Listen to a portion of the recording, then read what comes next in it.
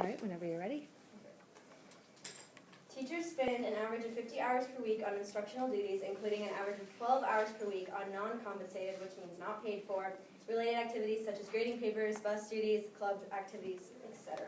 This is from the National Education Association site, published in 2017, and they're credible because they're the official site for the ADA. So this quote alone is kind of a reason why I believe that teachers need to earn a higher salary, and I think this kind of like all relates to us because teachers have affected our lives and like impacted our lives ever since we were in kindergarten or even before that, and they've kind of like helped shape how we look at learning.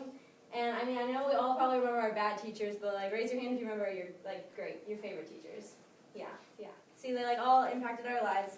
Like I remember my favorite too, and kind of like why I chose this, both my parents are teachers, so I kind of like grew up like seeing the pros and cons and like the behind the scenes of all this, and I also want to become a teacher, so I like feel very passionate about this topic. And so today we will look at the problems of why teachers aren't paid enough for the work they do, some of the causes of how they're like overlooked and they're like kind of seen as like less important like compared to other jobs, and what we as students can do to help.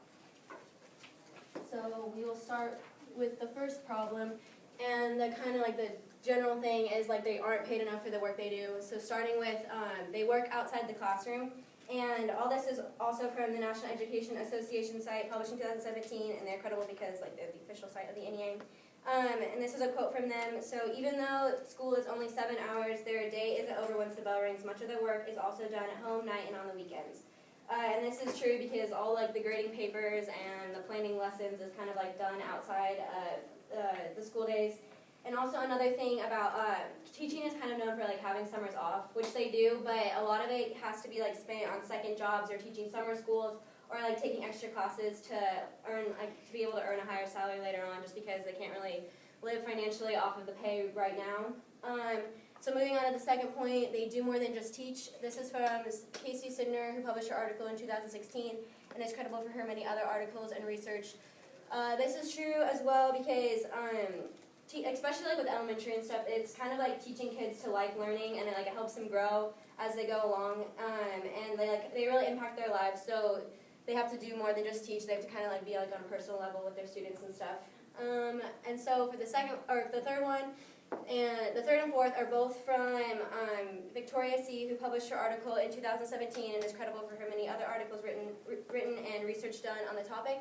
So for the third one, you have to focus on the individual. Teachers have to assess like what each kid needs, because you can't really teach a group of people like all the same way because everyone learns differently. So they have to like focus on the individual. And then also from that site, you have to like keep the parents happy too, because parents are a big part of it, like in elementary and stuff, because they want to be involved, and so teachers have to be able to like manage the parents and the students as well. So this is problem one. And so the second problem is kind of just like the future of teaching, and like the obvious point of like people might want to stop becoming teachers or stop being able to be teachers just because they can't financially live off the pay. Because I mean, no one really wants like a job that like underpays and undervalues their workers, so we might see like a drop in like who like wants to become teachers just because they can't financially live off the pay, and because of families, homes, etc. This is also from Casey Sidner, who published her article in 2016, credible for her many articles written. Alright, so now for the causes. Cause number one, if you look at it compared to other professions, teaching is kind of looked at as less valuable or important. This is also from the National Education Association site, published in 2017. And this is a quote from them. Teachers are measured by days worked, so that's like 38 weeks, while others are measured by days paid. So this is kind of saying like teachers are only paid for like that 7-hour day of the school day, and like they're not paid for the time they spend at home grading papers or like all the extra stuff they do outside. But other jobs, if you like stayed late at the office, you probably would get paid for that extra time. And also, wages have decreased. And this is from a book published in 2004 called How Does Teacher Pay Compare by Allegretto, Coracone, and Michelle, who are all credible because of their many degrees and other books written and research done on the topic. And here's a quote from them about the wages decreasing. Teachers' weekly wages have grown far more slowly than those for comparable occupations. Teachers' wages have dropped 15% since 1993 relative to comparative jobs. So 15% is like a lot in the long run, so that's like another cause for that.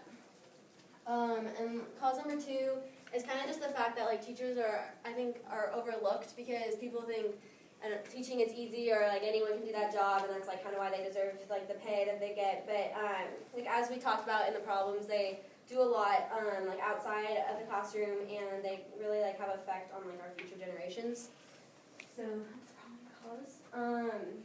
Now moving on to the solutions. So the first solution is kind of a broader solution to this, but we can still all do this, and it's just to support teacher unions.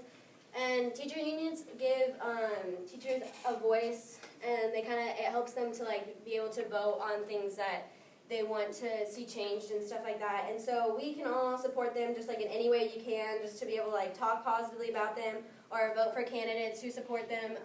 And this is also from the National Education Association site, published in 2017, and they're credible because they're the official site of the NEA. And the NEA is also a teacher union, so there's one that we can support. And now the second solution is kind of a more in the now, and it's kind of just give your teachers respect. This is a quote from Laura McClure in her article published in 2016, and it's credible because she is a teacher and has a lot of background knowledge.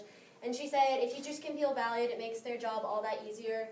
And I mean, like, this is true because if you feel appreciated in anything you do, you're gonna like want to do it more. So that's kind of important. And also, the donate items. This is kind of for like elementary, middle school, because a lot of like the decorations in the classroom and like tissue boxes and stuff like that, it's like all bought with teachers' own money. So like donating items can really help. And then, like I said, just like be kind and show appreciation.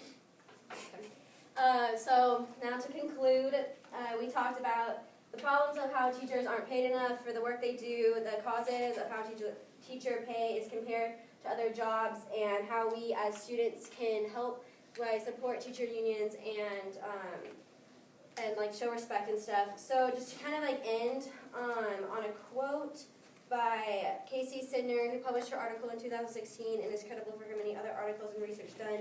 She said, by underpaying teachers, we as a country are not placing education as a high priority.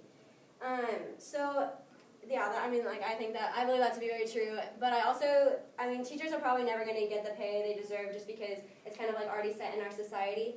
But I think that's like kind of the beauty of teaching, because we have our teachers because of like the passion and the love they have for the job.